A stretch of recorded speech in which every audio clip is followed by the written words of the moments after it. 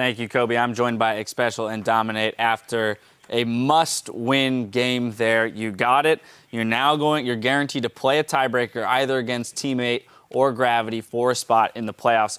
But I do want to touch on this game real quick before we move on to that. The first point being the early Annie takeaway from Kiwi Kid. Was that pretty essential to the comp that you guys wanted to come in with?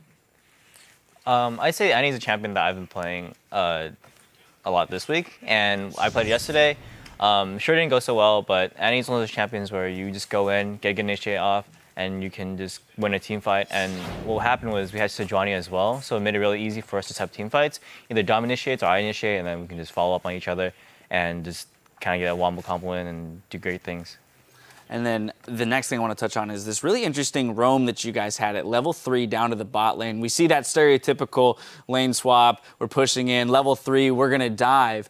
But instead, you guys show up, Annie, Hecarim, Sejuani, and turn that. Well, how planned out was this? One, is this something you guys have been playing with, the timings of that, or was that kind of a happenstance situation? I think that's something that we kind of picked up from playing TSM and C9. They do a lot of like the same thing that we do, which is if it's not diveable or if you're freezing, you can send multiple people back to try to defend. I guess the only difference here was since Klaus got a bunch of like the early camps, we let him get an early camp by himself, but then he also got like the small ones, which give 20 gold now. He was able to buy boots, so we sent him a little bit in front of us, which kind of baited them into thinking that he was alone. And then as soon as they engaged on him, EpicSkillshot and I were there to turn it, and we were able to get a first blood there and burn a lot of flashes. Right, that definitely sets you guys up for the game. Now, looking at this game as a whole, you came in knowing it was a must-win. So what was the mindset and preparation like for this game, knowing that this is just to get your opportunity to make it to the playoffs?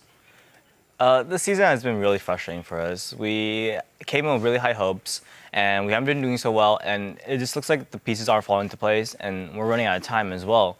So yesterday's our loss was really bad for us because since both Teammate and Gravity lost yesterday as well, we were in a situation where if we had won, we'd be in the playoffs, 100% guaranteed. But since we lost, it put us into a do-or-die situation.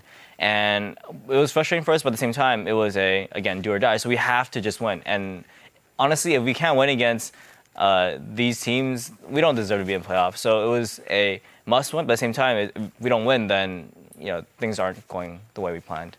So it refocused you a bit. Now, going into today, all season long, you're preparing for one game each day, one team. You had to prepare for 3 teams because you don't even know which of the 2 teams that you're going to be playing later in the day. So Dom, with understanding that you've done some of that preparation throughout the week, but one night, crunch time, there's 3 teams you have to play for. What was that preparation like? What are the key things that you guys look to break down so that you have them set in stone going into the next day? We put most of our preparation on the Dignitas game because obviously if we don't win that one, the next ones don't matter.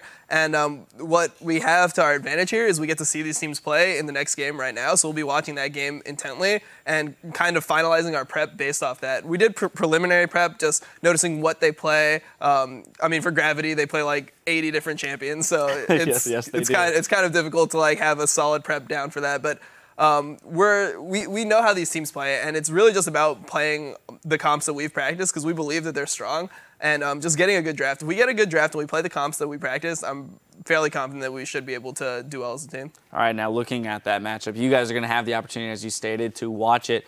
Who are you looking at to come out of that matchup as the winner, just prediction-wise from the 2 of you? It's hard to say. I mean, they've both been really wild cards. Nobody expected them to come out strong, and they're actually looking pretty good both. And I think Teammate would come out ahead, but I want Gravity to win so we don't have to beat them to get into playoffs. There you go. Yeah. I think Gravity's gonna win. I just think Gravity's such like a weird team that it's hard to like really predict or like get practice against.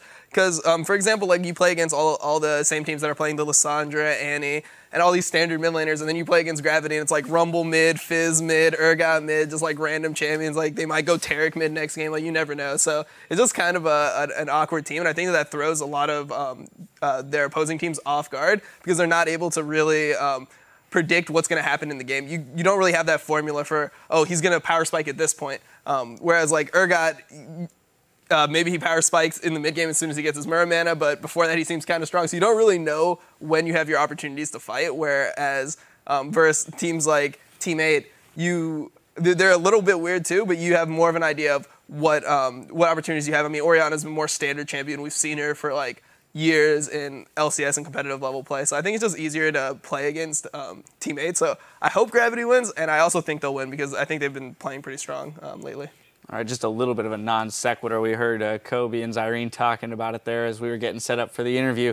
Tank meta, who are you looking at? The both of you, so Dom probably focusing in on the jungle. Which tank do you think, aside from Sejuani, who's very clearly at the top of the tables, is works well being that high health, tanky front line, and especially I want your opinion as well on this. Yeah, I think Sejuani, Zach, Nunu are all really solid champions. They've just probably been the most solid tanks all around. So then the buff to the tank meta kind of just made them a little bit better. And since they're already like the highest priority out of the tanks, it just gives them that extra edge that they needed to be a competitive pick. And then I also think Nautilus has a lot of potential. I mean, I saw him a little bit in Korea. Like, IM played him a couple times, and it looks fairly decent. They also buff Nautilus a lot with the Emax and stuff like that. So I think that Nautilus might be like another pick that you see maybe being flexed between jungle and support. So I think that there's like some potential from new junglers. I mean, you got Gragas in there too, but I'd say probably Sejuani, Nunu, and Zach are the top ones. Right, and the tanks are even falling, as you mentioned, down to the support with Nautilus support and things like that. We saw Leona come out.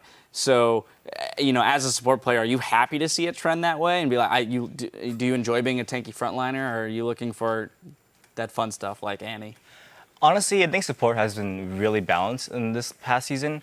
We see pretty much every single support being played. You see Annie, you see Lulu, you see those kind of AP supports. You still see Nami once in a while, you still see tank supports, and so it's really what your team comp needs and what your team needs and what you want to play. So I'm really happy with how things are, and basically more champions means supports need to have better champion pools and need to be able to play every champion at a decent level.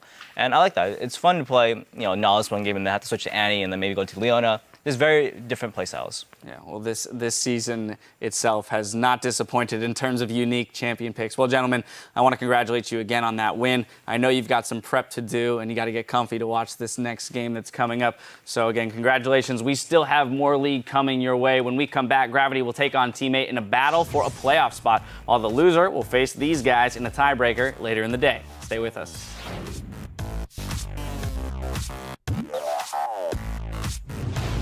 We have to play tiebreaker.